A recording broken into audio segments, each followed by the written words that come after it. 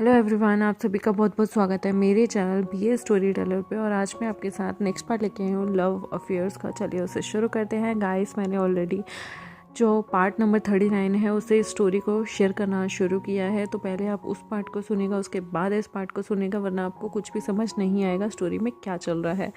आज के पार्ट को हम गाइस शुरू करते हैं। जैसे कि आपने पिछले एपिसोड में देखा था कि वेन युआन के साथ जो है वो लेन जिंगी जब उसे अपनी अंकल के पास बैठे देखता है, यानी कि लवांगची के पास, जिसके पास वो हमेशा रहता था, तो उसे जलन होने लगती है और वो बार बार डिमांड करता है कि उसे वहाँ से हटा दिया जाए।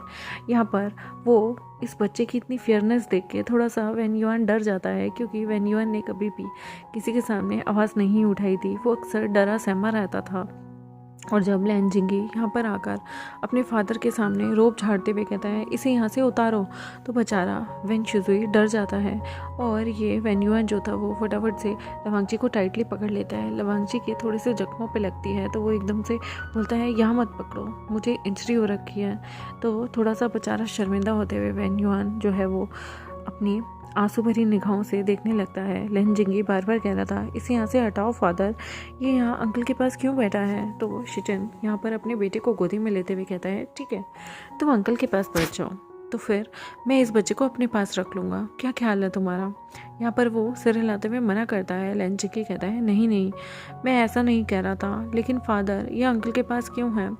तो वो यहाँ पर व्यूजन को दिखाते हुए कहते हैं जो इनके गगा हैं वो बहुत बीमार हैं, देखो वो बेहोश पड़े हैं, इसलिए जो हमारा लवांगजी है वो इसे संभाल रहा है। लेंजिंगी कहता है पर अंकल तो खुद भी बीमार है ना, उन्हें चोट आई है, कुछ दिन पहले तो वो बहुत ज़्यादा बेहोश थे, तो अब वो क्यों संभाल रहे हैं उसे। यहाँ पर बच्चे के ऐसे क्वेश्चंस देखकर लवांगजी कुछ नहीं बोल पा रहा था।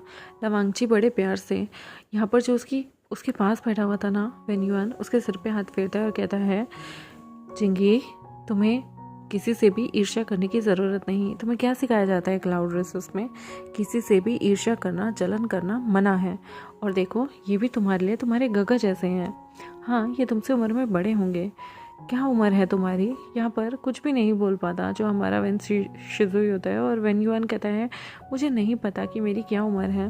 तो यहाँ पर लवांगजी कहता है कि तुम जब शियान गगा को कब से जानते हो। तो वो कहता है जब से मैं बहुत छोटा था तब से। यहाँ पर लवांगजी कहता है ओह, और तुम्हारे माता पिता। तो यहाँ पर वो बच्चा कहता है मैंने उन्हें कभी नहीं देखा, जब से मैं पैदा हुआ था तो मुझे पता चला कि एक बैटल फील्ड में उसे इंसानों ने और कल्टिवेटर्स ने मार दिया था, इसलिए मैंने उन्हें कभी नहीं देखा। इंसान बहुत बुरे होते हैं। तब उसे हौसला देते हुए उसे बड़े प्यार से शिचन कहते हैं इंसान और कल्टिवेटर बुरे नहीं होते। मुझे नहीं लगता कि पिछले कुछ सालों से किसी डीमन को यहाँ पर मारा गया है, और मुझे ऐसा लगता है कि तुम्हें कोई गलत फहमी हुई है। तुम्हारे माता पिता का नाम क्या था। अगर तुम वेन हो तो किसी भी वेन की तो यहाँ पर मौत नहीं हुई है, क्योंकि यहाँ पर तो वेन जो है वो बहुत अच्छे सेक्ट के लोगों के सरनेम होते हैं। और अगर तुम किसी वेन सेक्ट से हो तो मैं कुछ लोगों को बुला सकता हूँ जो कि तुम्हें देखकर बता सकते हैं कि तुम उनके सेक्ट के लोगों में से हो या नहीं। यहाँ पर वेन कशिंग को बुलाया जाता है। वन कशिंग यहाँ पर इस बच्चे को देखता है। यहाँ पर जो वेन सेक्ट के निशान हुआ करते थे या पहचान होती थी वो इस बच्चे के शरीर पे बिल्कुल भी नहीं थी, और उसे किसी भी एंगल से ये बच्चा नहीं लग रहा था, मतलब कि वो वेन सेक्ट से होगा।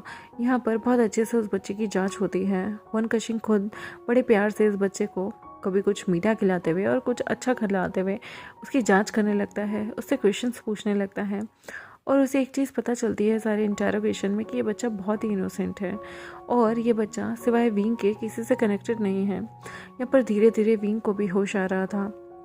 विंग जब खुद को स्ट्रेंज सी जगह पे देखता है तो वो हैरान हो जाता है।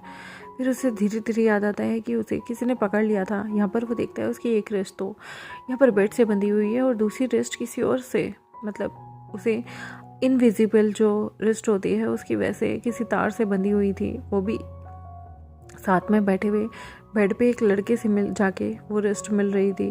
वो जब देखता है ये तो वही इंसान है ना जिसे इसने हार्म किया था।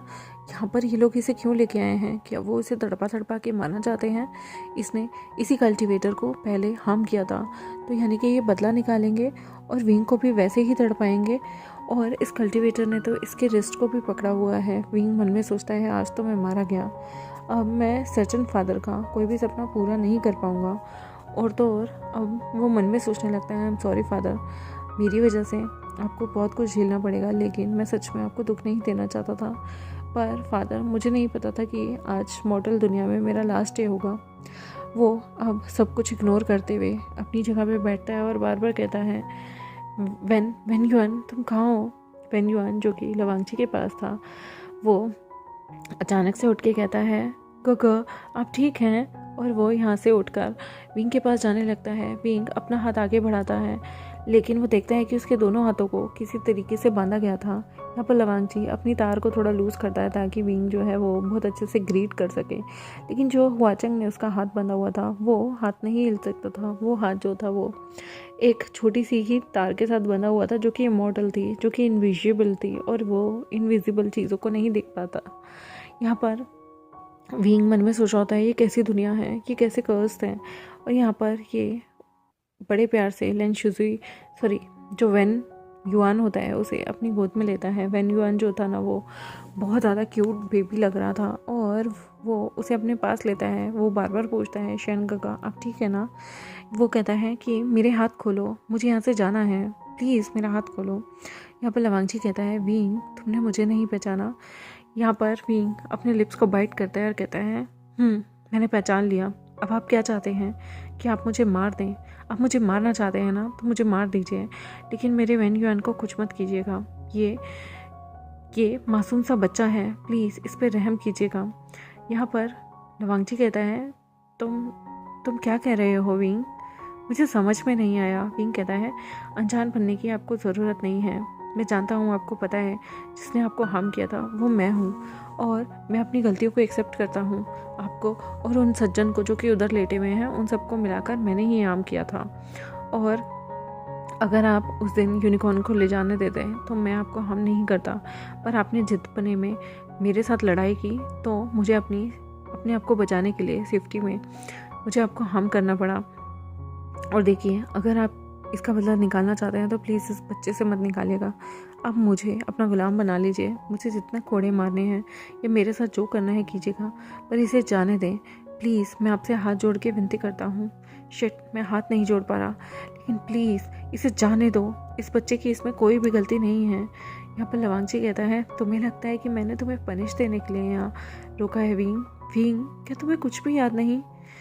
यहाँ पर फिर से विंग के सिर में दर्द होता है और कहता है, आप क्या कह रहे हैं? मुझे कुछ भी याद नहीं है, प्लीज़ मेरे सिर में दर्द हो रहा है। आप लोग कौन हैं, क्या है, और आप लोगों को देखकर मेरा इतना सिर दर्द क्यों होता है? उस बार भी जब मैंने आपको देखा तो मेरा सिर दर्द क्यों हो रहा था? लवांगची विंग को कहता है, विंग मैं तुम्हारा हस्बैंड हूँ, तुम्हें ये तक याद नहीं? विंग कहता है, हस्बैंड? मेरी शादी नहीं हुई, क्या बकवास कर रहे हैं आप? हस्बैंड? पागल हो गए हैं क्या? मेरी तो शादी भी नहीं हुई है, किसी बातें कर रहे हैं। लगता है आपको आप अपने सेंटिमेंट्स में नहीं हैं, आप अपने होश में नहीं हैं। नशा किया होगा या किसी दवाई का असर होगा। यहाँ पर लवांगची कहता है, मैं नशा नहीं करता और कोई भी दवाई का असर नहीं है मुझे। भीम, तुम कैसे भूल सकते हो? तुम मुझे कैसे भूल सकते हो? यहाँ पर अपने जोड़े में से पेन निकाल कर लवांगची उसे दिखाते हुए कहता है, ये पेन तुमने मुझे दी थी, तुम कैसे भूल सकते हो? विंग, तुम्हें कुछ भी याद नहीं? विंग को अब सच में सिर में दर्द होने लगता है और वो कहता है, प्लीज़ चुप हो जाइए, प्लीज़ मेरा सिर फट जाएगा अगर आप ऐसे ही बोलते रहे तो। देखिए, मुझे कुछ भी याद नहीं और मैं आपको नहीं जानता। मैं डीमन वर्ल्ड से हूँ, मैंने कहा ना, मैं डीमन वर्ल्ड से हूँ।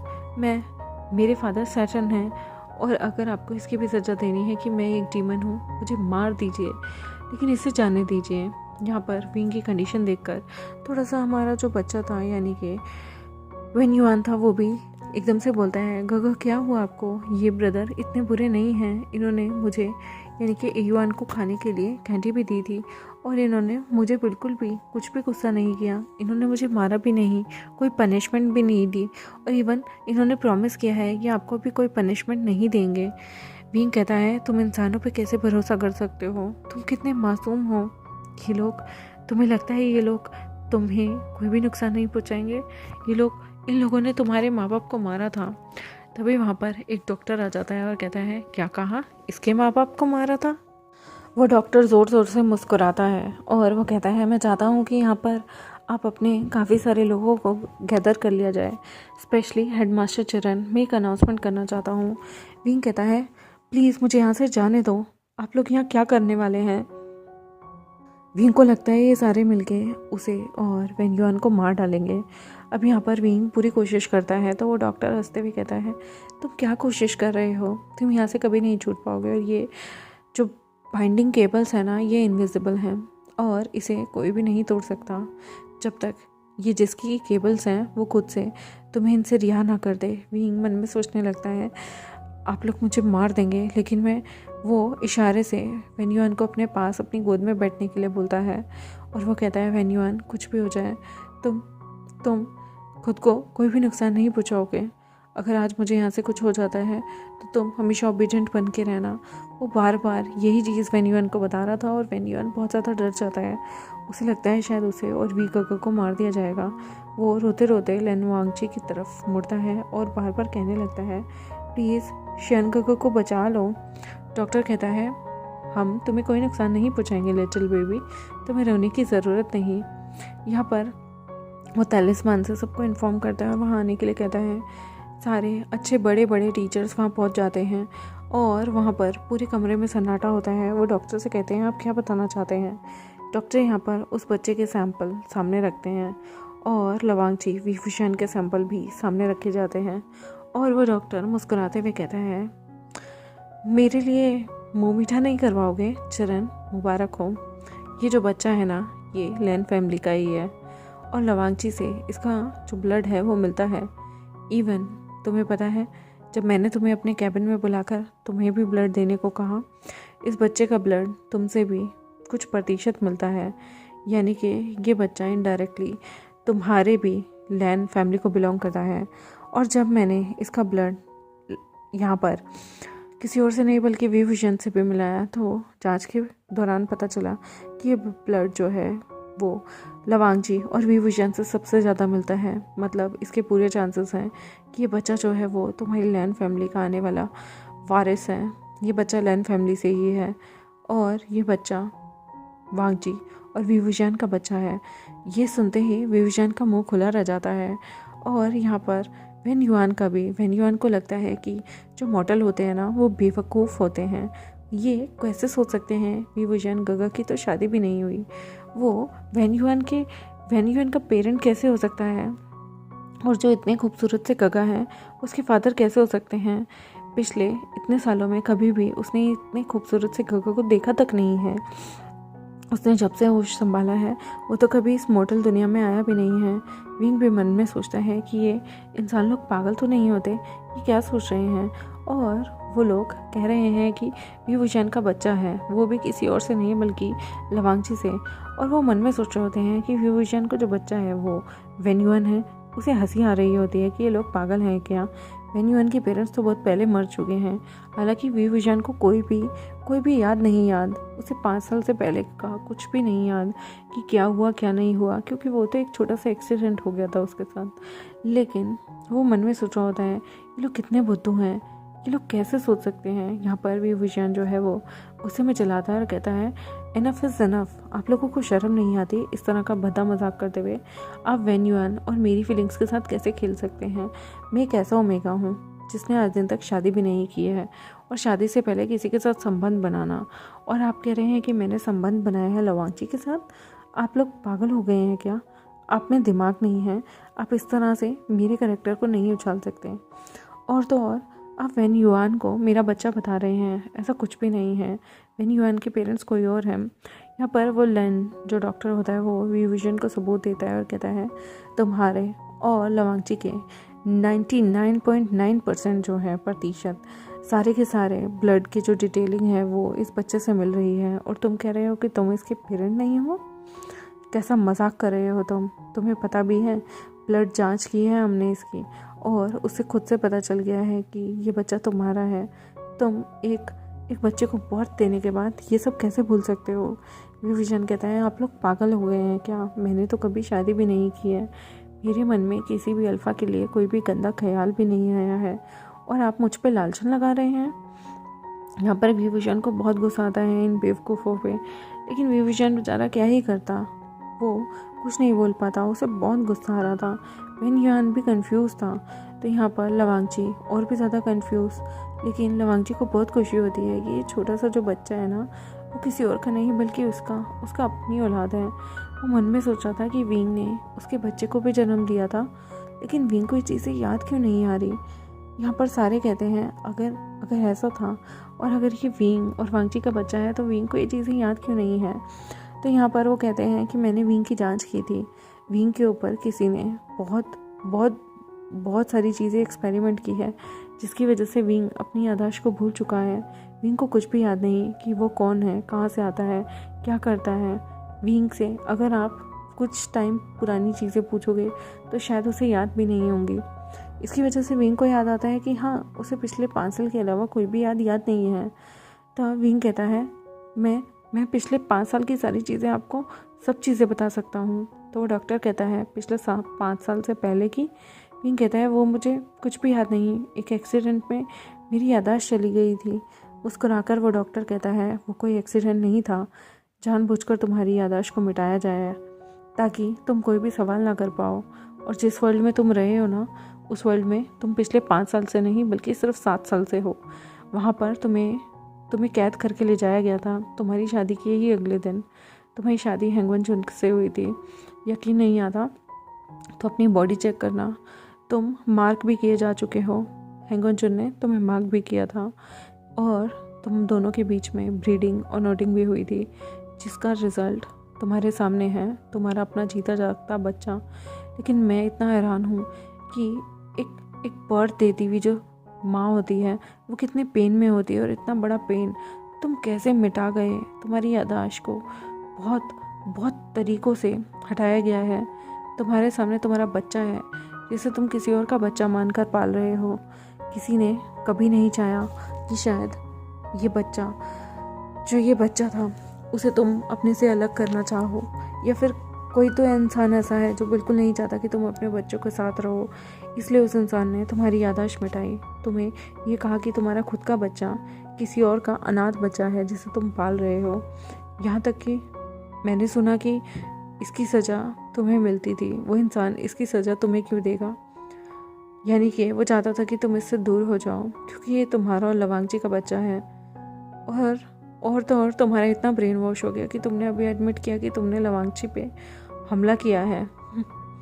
यानी कि वो इंसान तुमसे तुम्हारे ही बच्चे और तुम्हारे पति को मरवाना चाहता है। विंग यहाँ पर रोने लगता है और कहता है आप लोग क्या बोल रहे हैं, प्लीज़ ये सब बंद कीजिए, मेरा सिर फटे जा रहा है। विंग को पुरानी याद आने लगती हैं, उसका सिर चकराने लगता है। उसे लवांगची का लाल रोब में चेहरा याद आता है जब उनकी वेडिंग का दिन था और वो विंग से कविता सुना रहा होता है।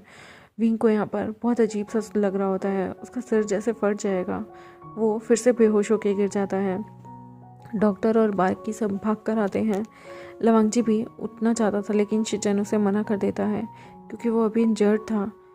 यहाँ पर लवांगची की आंखों से आंसू आते हैं और वो मन में सोचता है कि उसका अपना एक बेटा भी है। वो वेन युआन की तरफ देखता है और कहता है तुम वेन नहीं लैन हो। वेन युआन कहता है आप मेरे फादर हैं, पर जो फादर सैटर्न है वो हमसे झूठ क्यों बोलेंगे। यहाँ पर वो इनोसेंट सा बच्चा रोने लगता है कि उसके अगर विभूषण उसकी अपनी मदर है और लवांगची उसका फादर है तो इन लोगों ने उसे कभी पहचाना क्यों नहीं, क्यों खुद से दूर रखा और झूठ बोला कि वो अनाथ हैं। यहाँ पर विभूषण की कंडीशन देख के वो और भी ज़्यादा शॉक था। विभूषण को खुद भी नहीं पता कि उसने कभी किसी बच्चे को बर्थ दिया। यहाँ लेन युआन की तो कंडीशन और भी ज़्यादा अलग थी, उसे बहुत रोना आ रहा था। तभी यहाँ पर उसे चिरन अपनी गोद में उठा लेते हैं और कहते हैं आज के बाद तुम नहीं रहोगे, तुम एक लैन हो, तुम वांगजी और विंग के बच्चे हो, डोंट वरी, तुम्हें हम अपने पास रखेंगे। यहाँ पर वो रोते रोते कहता है पर सैटर्न ने कहा था मैं अनाथ हूँ। यहाँ पर लैन शिचन उसे सीने से लगा के कहते हैं ऐसे नहीं बोलते, गलत बात होती है, पाप लगता है, तुम्हारे माँ बाप जिंदा हैं, देखो ना ये दोनों तुम्हारे पास ही हैं। और रही बात सैटर्न की, वो एक बुरा इंसान था। यहाँ पर इस छोटे से बच्चे को पता ही नहीं बुरा और अच्छा क्या होता है।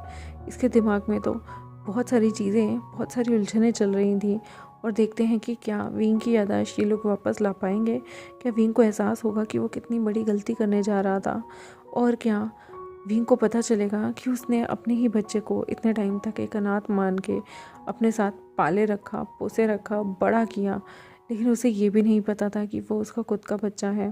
देखते हैं गाइस आने वाले एपिसोड्स में क्या होगा। तब तक मेरे चैनल को सब्सक्राइब, वीडियोस को लाइक, बेल आइकन को प्रेस कर दें। Thank you very much, bye bye.